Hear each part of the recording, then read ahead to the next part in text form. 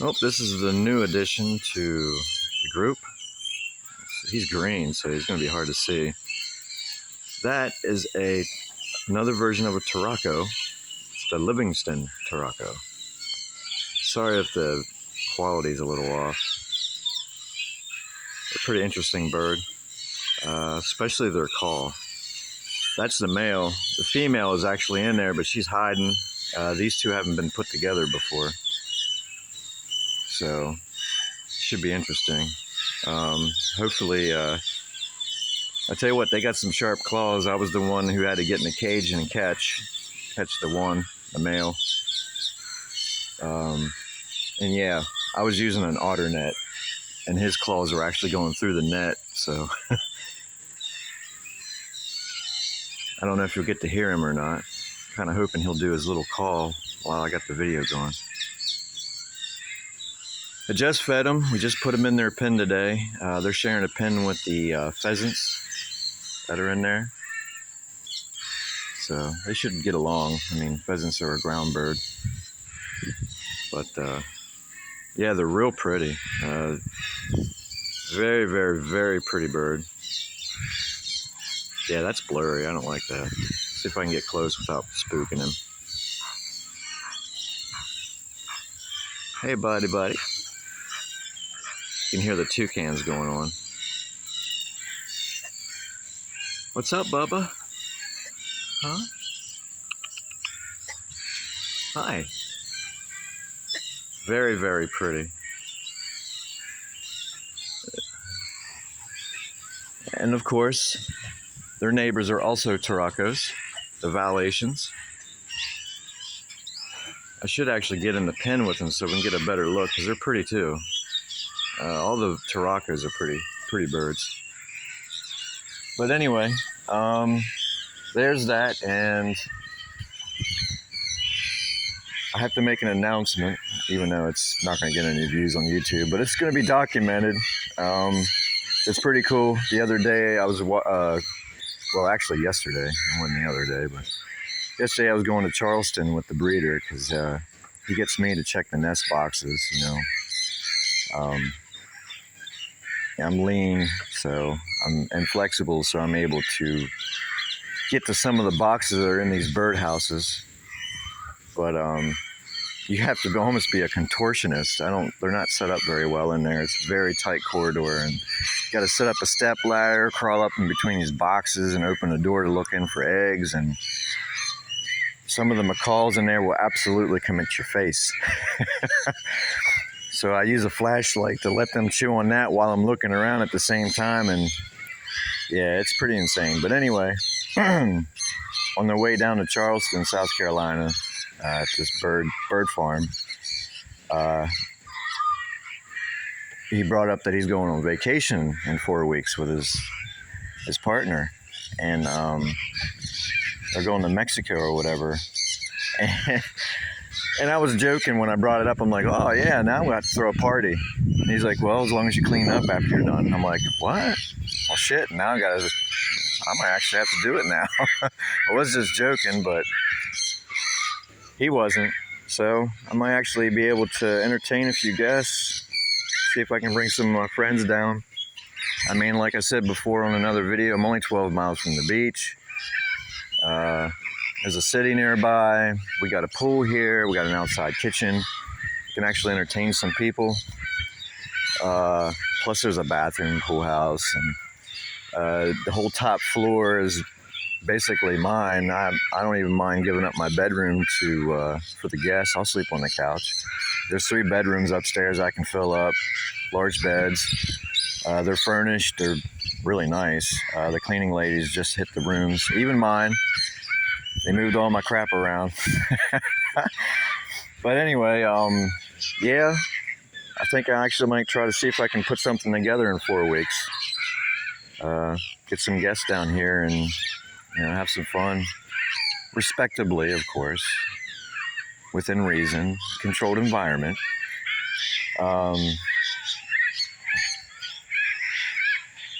What else? I guess that's it. I mean, oh yeah, Also, on our way back home, we got to stop at another ranch. All kinds of exotic animals.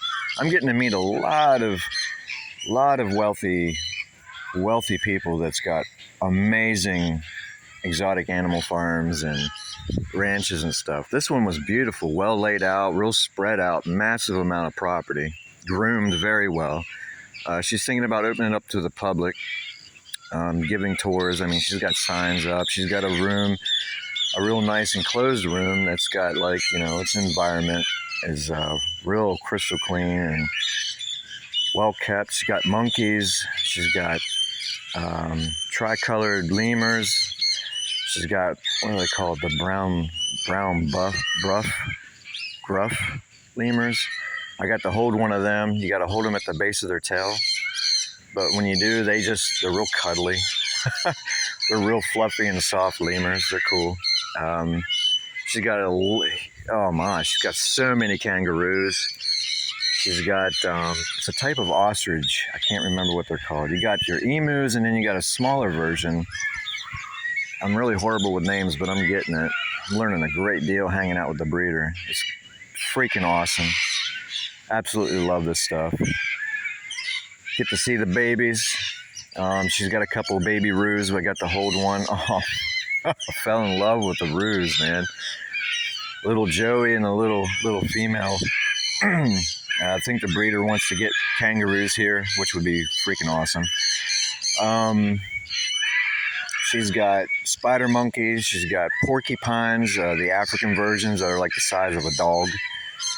Gorgeous. All kinds of different waterfowl, cranes. Got to meet her. We had to deliver some monkey biscuits to her for her monkeys and her lemurs and stuff. I would love to go back to her ranch. It is just awesome. Llamas, camels, zebras. There's a whitetail running around. Came up and just started licking the hell out of my arms, I guess because I was real salty from all the sweating I was doing that day. Yeah, well, that's the announcement. That was my day, you know. I do a lot of work for different breeders, which I'm loving it, man. Just absolutely loving it. And my help's appreciated because there's so much when it comes to this lifestyle that I've never seen before. And, you know, I've always wanted to kind of get into the whole zookeeping thing, but this is a whole different level. This ain't just zookeeping. This is very personal. I love it. But anyway, it's another day in the life of farm boy.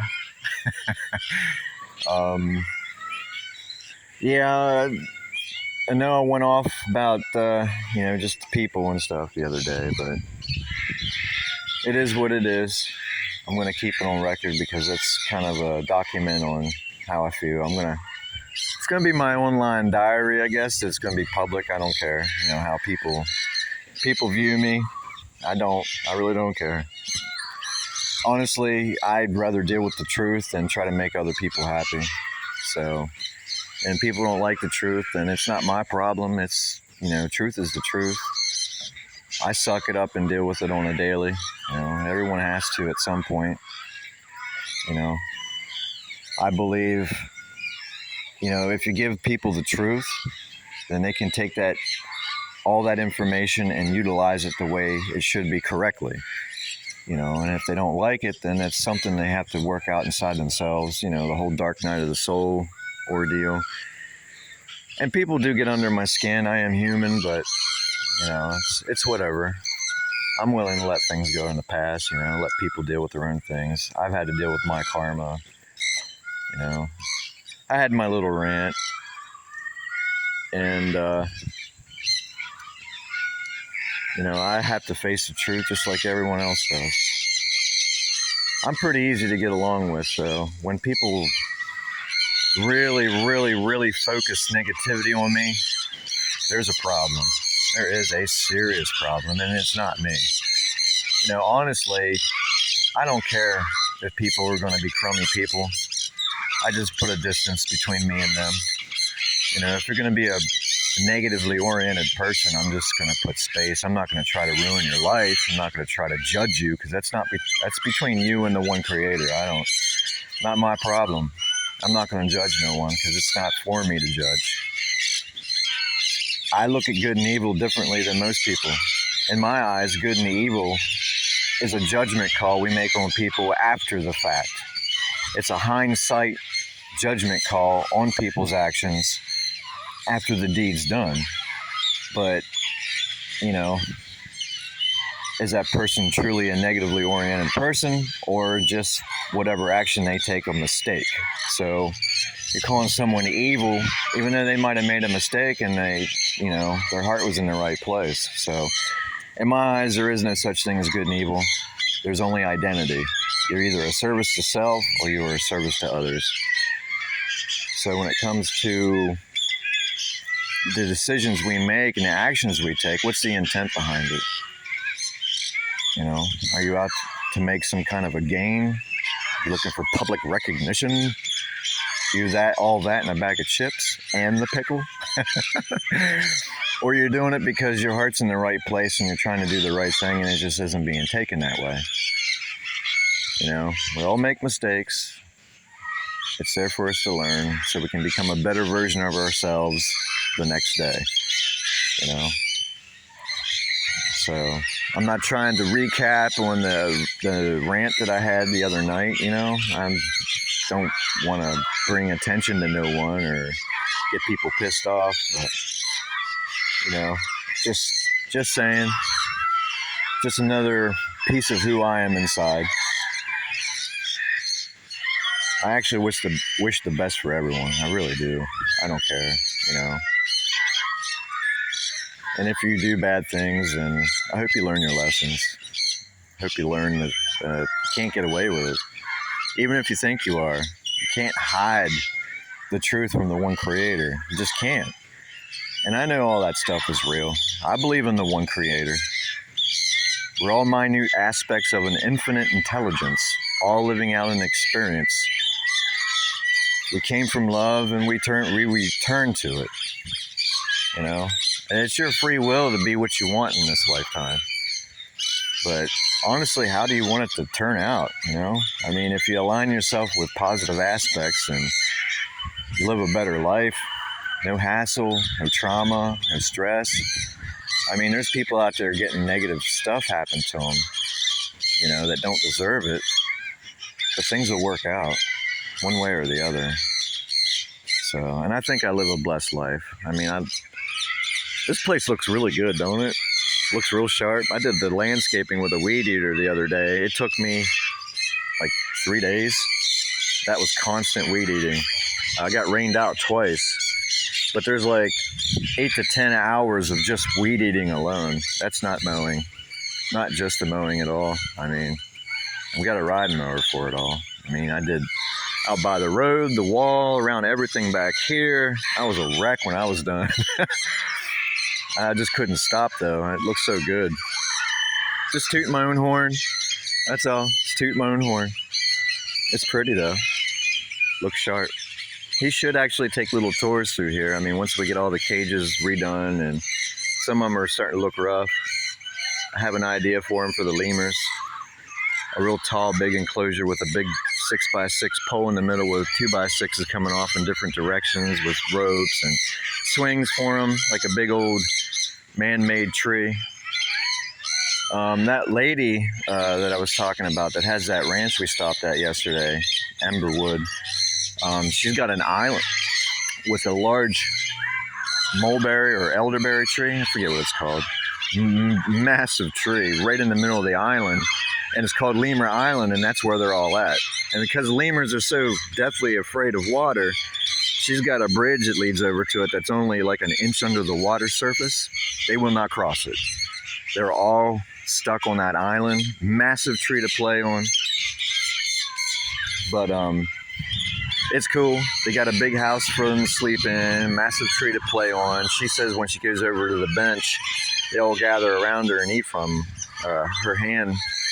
And I learned something. The lemurs that attacked me are not afraid of humans, and the reason is, and this is backwards, Hey, you stop pissing at me. I throw food at you every day. Don't you do it. Don't do it. Be nice. Anyway, the reason why lemurs attack, and other animals as well, is because when you bottle feed them, you can't knock the wild out of them. The only thing that you're doing by bottle feeding them is you're taking away their fear of humans. I know it's backwards. It's like you think that if you bottle feed them, they would be nice to you. Nope. All you're doing is taking away their fear. And then when the wildness comes up and their maturity, then that lack of fear towards humans plus their aggressive nature all kind of mixes together, and they will attack you because they are not afraid of you. So that's the reason why I got a large scar down my hand now, because that one was an alpha and he was bottle fed. She's the breeder that we met yesterday. Well, I met for the first time. She said that the reason why they attack is because they're bottle fed. She goes, if you let the parents raise them up, then they have a certain fear towards humans, and they're cautious, and they won't attack you because they're not sure about you. So it's almost like the whole mistaking the kindness for weakness thing, you know, because we raise them by bottle and they think we're kind, that makes us weak, and it takes away their fear. But that's not the case, of course. You know, humans are pretty rough, obviously. Anyway, I can rant on. I'm probably going to get freaking rained on, and I got to feed and water everybody today. It's a heavy feeding day. And I took care of the rabbits. I got to check the wallabies. Oh, man, I want a baby kangaroo like nobody's business. Oh, man, I want a baby kangaroo. Badly, badly. They're expensive. Oh, my God, they're expensive. But if I can breed them, I could probably give them a good home and actually make some money off the babies. People in Texas are buying them up like crazy. They love kangaroos down there. So I might actually do that. I don't know. I don't think I'm going to want to get rid of the babies once I get them. They're just so cute, man, when you're carrying them around in their pouch. The males will lick the hell out of you, too. It's cool. I melt when I have baby anything around here, man. Baby birds, even the chickens. Actually, there was a sad story, and it got better. Over here, the chicks. Real quick before I turn the video off, I'm kind of ranting on. I kind of only wanted to talk about the party and all, but that black hen right there, she had a baby. It was a little black chick she hatched. And for 2 days, she was out, you know, showing it the ropes, showing it how to eat and feed itself. And we went to a party one day. Well, it wasn't really a party. I'm sorry. I shouldn't say it was a party. We went to the breeder's friend, and I helped them fix the roof. And I was up on the roof, you know, helping them out, putting a cap on it and a wind vane. And it's his little tiki bar out in the middle of his field where he can, you know, chill out and do whatever in peace by a pond. Anyway, when we came back, I shut the door to the hen house, but the next morning that chick was gone. From what I understand, I think the feral cat killed the chick. So the breeder went out to Tractor Supply and actually got a whole bunch of chicks, brought them in here, and at first she got over to them and was pecking at them. They're all huddled up in the corner, scared and everything. But she adopted them, and that kind of stuff, man, that tickles me like something crazy. I just love it. I love that kind of stuff. When it comes to nature, I'd rather talk about nature, birds and animals and everything like that, and nature, because it's neutral and it doesn't have to deal with crazy stuff like politics, religion, the soulmate cycles, spirituality, non-terrestrial beings, UFOs. It don't have to deal with anything that triggers people, you know, ancient history, and all this other crap. At least with nature, it's cut and dry, and it's just something you can't really argue with, because it's all around us every day, and it's amazing. Anyway, this is Leon, and hopefully I can get some people here in 4 weeks to party with me, have some fun, hang out in a real beautiful area. I'll still have to work. I mean, I'm going to have to run this ranch all by myself. which is a compliment. They don't trust too many people, and they've really taken a liking to me because I don't care about material things. And once you get to know me and get around me and talk to me and hear what my angle and how I approach things, you'll know that I'm no thief. I don't want nothing. And actually what I want, a lot of people can't give me, and that's just knowledge of our history, our past, our true past, not what humans tell me on a daily basis of what they think or what they think is recorded and what they were told. And I don't want to hear it. But other than that, I don't care about material world. I don't care about money or anything. And a lot of people start to see that about me, and they trust me. The one guy I worked for, he left like over $4,000 out when I was cleaning his house, and he left. And he came back, and it was still sitting there. Why? Because I don't give a shit about it. I don't care about that stuff. And why would I steal from someone? What's that going to do for me? Give me a bunch of negative attention, get me put in jail for what? Some money that doesn't last long? What am I going to do with it? I mean, bail myself out of jail? That's stupid. I don't know. I don't know why people take from other people. Bad karma. Does nothing for you. It's a temporary gain. You're putting holes in the boat we're all in. It's just ridiculous. I've been accused of stealing before, and my friends, my close friends know better. They know better. And that's bullshit. It's ridiculous. But I was basically a scapegoat for a true thief. It was a female that just came off real nice. She was a great person. And she has a history of shoplifting and stealing from people who give her a place to stay when she's homeless. Not only did she steal their money, she stole their drugs too. But I'm the bad guy after 20 years of knowing a family, and they accuse me of stealing after 20 years of nothing happening with me around. So, yeah. Anyway, I'm going to go into another rant. I don't want to do it. I kind of want to get to feeding and stuff. One of the toucans is being shipped off today. We got a DNA test back on the baby toucans, and they're both males. Go visit them. They're actually, the one that's here is kind of a good example of, how they're grown and what they look like. Hey, you're being cool. I appreciate it. There's the baby goose, lone survivor. He did have a sibling. It's gone. Anyway. Oh, that one's not. Hey, look at you. I'm sorry, Bun. Didn't mean to scare you. Watch out, buddy. Let's check these guys out. These are the macaws. Hey, buddies. They're growing up real nice. Umbrella cockatoo.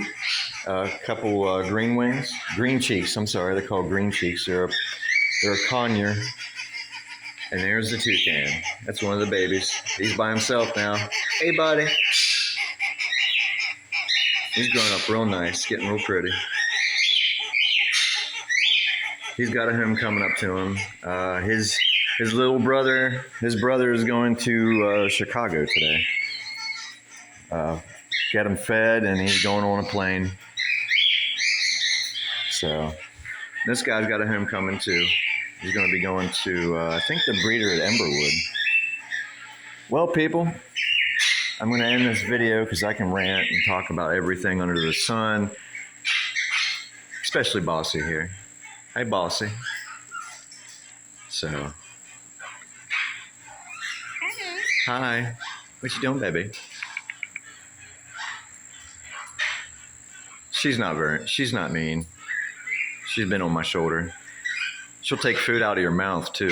It's funny. She'll reach around and with her head and look right in your face. You stick your tongue out with some food on it, and she'll take it from you. She'll eat dinner with you. All right. Well, this is Leon and Bun, the survivor. I definitely have to reward him with a carrot and some food every day because he needs it. He's on the run all the time. I think there's a fox here somewhere eating everybody. Hey, baby goose, don't come in. You guys poop all over the floor. Don't like it. Well, another day on the ranch. Got a party coming up, people. I know I ain't going to get really many views, so I don't think many of my friends are going to be seeing the video, but hey, it's going to be archived on YouTube. And another thing, if the party's a bust, I'm taking this off YouTube. What's the point of being reminded of a shindig I couldn't put together? But I'm going to be here alone for over a week, and that's going to be kind of a bummer. So it'd be nice to get some company here. So much room and so much to see here. I mean, you know, the people that come here to visit on vacation can walk around and check everybody out. It's pretty cool. I mean, I'd like to come here on vacation, live on a exotic animal ranch and go to the beach and come here, go to the pool and walk around and check everybody out. I do have some knowledge of everything that's here. You know, just I can share some information. I'm still learning myself. These guys hiss at me when I come out the door. It's backwards, you know. They're trespassing, but they're yelling at me for walking through a door I'm allowed to walk through. So backwards. It's like people. I'm a bad guy because they're a bad guy. Anyway, y'all have a blessed evening, day, whatever. Who or whatever doesn't watch this or does watch this, have a blessed day. Hope everything works out the way it's supposed to. In divine right timing, people. This is Leon signing out.